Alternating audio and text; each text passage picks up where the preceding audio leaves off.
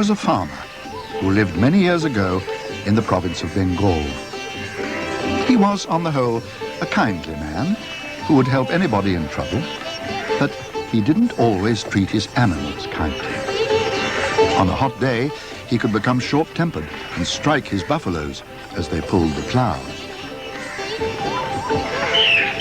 Near to his land lay the forest, which teemed with wildlife.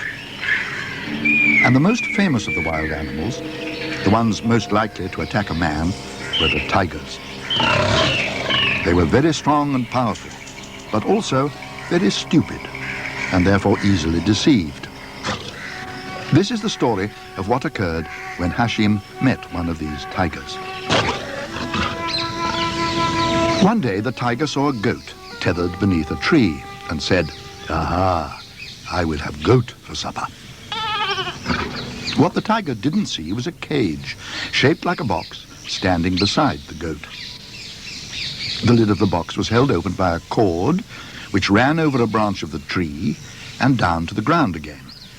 Here, it was tied to a stick. The tiger now prepared to stalk the goat. And it was so intent on watching its prey that, all unawares, it crept into the cage, knocked aside the stick, and shut the lid on itself.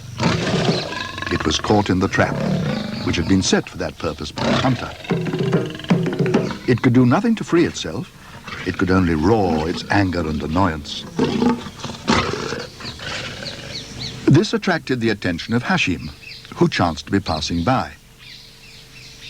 Seeing Hashim, the tiger stopped its roaring and called to him, "Please help me, I want to get out." Hashim thought a while and then said, "Why should I do anything so foolish? If I help you out of the trap, you will kill me and eat me."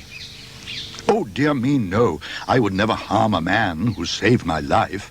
I would just go back to the jungle where I live." Did the tiger mean it? Hashim wondered. To live a good life, he must try and do the right thing. And he felt sorry for the animal. "Will you promise to leave me alone?" he asked. "But of course, kind sir," the tiger replied, gushingly. So Hashim, in good faith, pulled at the cord and raised the lid and let the beast go free. It bounded out and shook itself and stretched and looked around. Then it addressed Hashim as follows. "I've been in that cage a long time," it said, "and I'm very hungry. So I am going to eat you after all." With that, it pounced on Hashim and threw him to the ground. When Hashim met the tiger, when Hashim met the tiger, when Hashim met the tiger's on the line. Said Hashim to the tiger, said Hashim to the tiger, said Hashim to the tiger, "I do not want to die." "But you promised not to harm me," said Hashim from beneath the tiger's paws. "Ah, yes," said the tiger. "But tigers' promises in such matters are worthless. Greater things are involved." "What greater things, for instance?" asked the unhappy man. "There are few greater things for a tiger than satisfying its hunger. Moreover, too much talking before dinner upsets me." "But you gave me that promise, and all the animals will condemn you if you break it."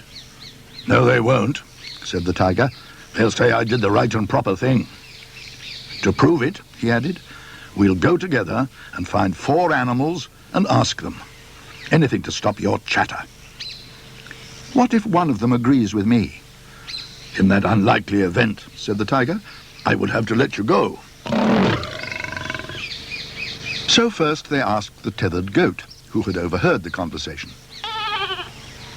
"Well," said the goat, "I think man deserves to be eaten by tigers. Look how my master has treated me, tying me up in this appalling heat. I say, eat Hashim." "There you are," said the tiger. "What did I tell you?" Chastened by the goat's reply, Hashim could only remain silent. Next, they asked a buffalo, sitting in the mud at the side of an irrigation ditch. Well, said the buffalo, consider my case. I've worked for a man these many years, but now that I'm too old to work, he's going to kill me for meat. So, I say, eat Hashim. That was 2 in favor of the tiger and none against. Farther on, they found a hen brooding in the dust. After hearing the story, she said, consider my case. I serve a woman sitting here and hatching eggs, and she takes away my children for people to eat. So I say, eat Hashim. 3 in favor and none against. Things were looking black for Hashim. But here was a gleam of hope. For the 4th animal they found was a dog. And a dog is a man's most loyal and faithful friend. He surely would speak up for Hashim. The dog did indeed say it didn't like tigers. But then it continued, consider my case. I have for many years protected my master's property from thieves and beasts of prey, like this tiger here. And now I've no teeth left, he's driven me out to scavenge for myself. So, reluctantly, I too must say, eat Hashim. That's it then, said the tiger.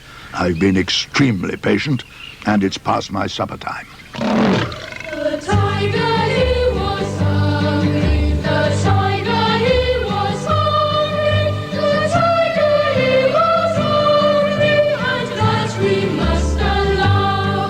The tiger said to Hashim. The tiger said to Hashim. The tiger said to Hashim. I'm going to eat you now.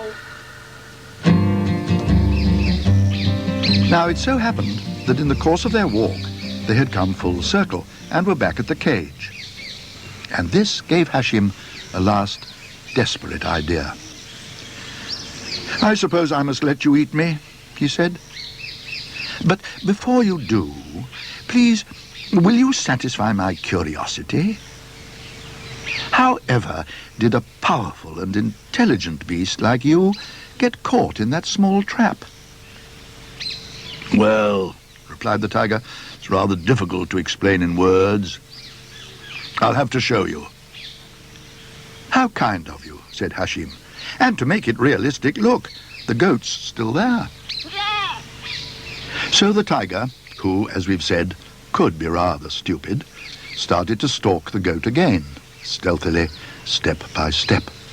And in doing so, again, it entered the cage.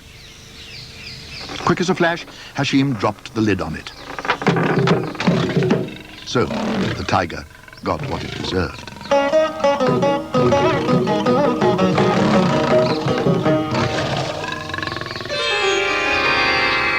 As for Hashim, he went back and collected all the 4 animals. And having purchased them from their masters, he thus addressed them. I cannot, he said, be held guilty for your master's misdeeds, only for my own. And my case you never considered, that I had done a good deed to this tiger, and my reward would have been to be eaten. But now I've been spared, I'm happy to give you each a home. You may live unmolested on my farm until you die.